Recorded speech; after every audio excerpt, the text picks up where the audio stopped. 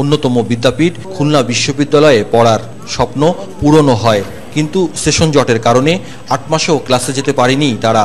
একই অবস্থা বিশ্ববিদ্যালয়ের প্রথম বর্ষের 1500 শিক্ষার্থীর।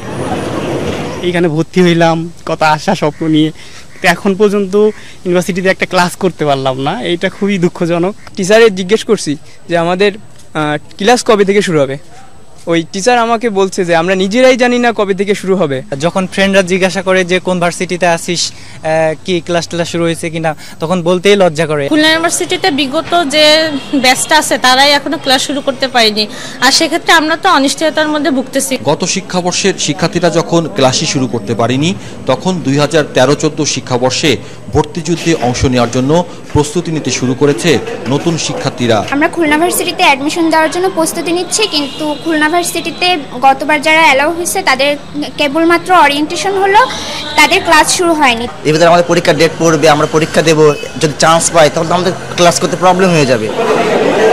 তবে শিক্ষার্থীদের এই অচল অবস্থা নিরসনে শিক্ষকদের দায়িত্বশীল হওয়ার আহ্বান জানিয়েছেন উপাচার্য।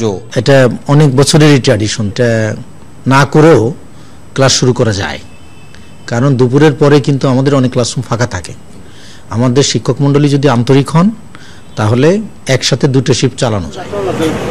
বিশ্ববিদ্যালয় কর্তৃপক্ষ আর শিক্ষকদের আন্তরিকতার মধ্য দিয়ে সেশন জট দূর হওয়ার প্রত্যাশা শিক্ষার্থী ও অভিভাবকদের। কনক রহমান, 71, খুলনা। খুলনা বিশ্ববিদ্যালয়ে গত বছর ভর্তি হওয়া শিক্ষার্থীরা এখনো ক্লাস করতে পারেনি। এ নিয়ে কথা বলতে খুলনা নিউজ সেন্টার থেকে এখন সরাসরি যুক্ত হচ্ছেন প্রথম বর্ষের শিক্ষার্থী রমজান আলী। রমজান, আপনাকে স্বাগত 71 দেশযোগে। বিশ্ববিদ্যালয়ে ভর্তির 8 মাস পেরিয়ে গেছে, কিন্তু এখনো আপনারা ক্লাস শুরু করতে পারেননি। তো এ নিয়ে আসলে শিক্ষকরা আপনাদেরকে কি বলছেন? আমরা বিভিন্ন ডিসিপ্লিনে যে আমাদের শিক্ষকদেরকে জিজ্ঞাসা করছি, স্যার আমাদের ক্লাস কখন হবে, তো স্যার বলছেন যে এখনো আসলে অনেকেই ডেট দিচ্ছে, সম্ভাব্য ডেট দিচ্ছে, কিন্তু সেটা অক্টোবর নাগাদ, এবং কিছু কিছু ডিপার্টমেন্টে অক্টোবর-সেপ্টেম্বরে ক্লাস শুরু হবে। কিন্তু দুঃখের বিষয় যে 8-9টা মাস আমাদেরকে এইভাবে বসিয়ে রাখলেন শিক্ষকরা, এটা আমাদের জন্য খুবই দুঃখজনক। আর আমরা যে পড়ালেখা থেকে একটা অনেক লং টাইম আমাদেরকে ইনটেক করা হচ্ছে, কিন্তু আমরা কিভাবে আবার যে একটা স্বপ্ন বা একটা অ্যাম্বিশন নিয়ে আমরা খুলনা ইউনিভার্সিটিতে ভর্তি হলাম, সেটা আমাদেরকে একেবারে হতাশ করে দিচ্ছে। এখন আদৌ আমরা যে সেশন জোট, আমাদের ধারণা ছিল বা আমরা শুনছি যে খুলনা বিশ্ববিদ্যালয়ে সেশন জোট নাই, কিন্তু এইভাবে ক্লাস শুরু হওয়ার আগেই একটা লং টাইম আমাদেরকে বসিয়ে রাখা হচ্ছে।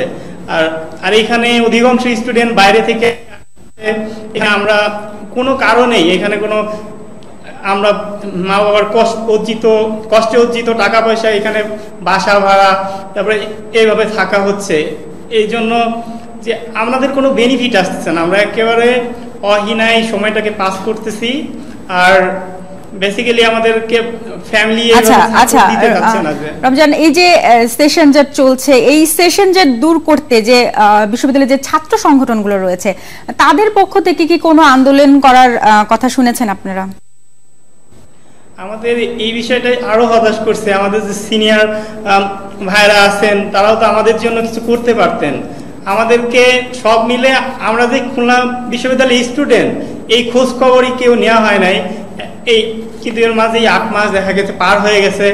এখন তারপরে একটা সম্ভাব্য ডেট দিচ্ছে ক্লাস শুরু হওয়ার জন্য, কিন্তু এই সেশন জোটটাই মানে 8 মাসের যে বোঝাটা, এটা কি পরবর্তীতে আরো নাকি একটা টোটালি একটা ফ্রাস্ট্রেশন, যে আসলে আমরা যে স্বপ্ন নিয়ে খুলনা বিশ্ববিদ্যালয়ে ভর্তি হলাম, সেটা কি আমরা পূরণ করতে পারবো বা আমাদেরকে সেইভাবে সাপোর্ট পাবো?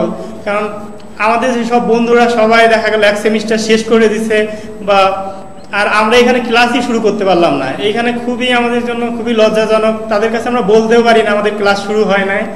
রমজান, আপনাকে অনেক ধন্যবাদ আমাদের সাথে যোগ দেওয়ার জন্য।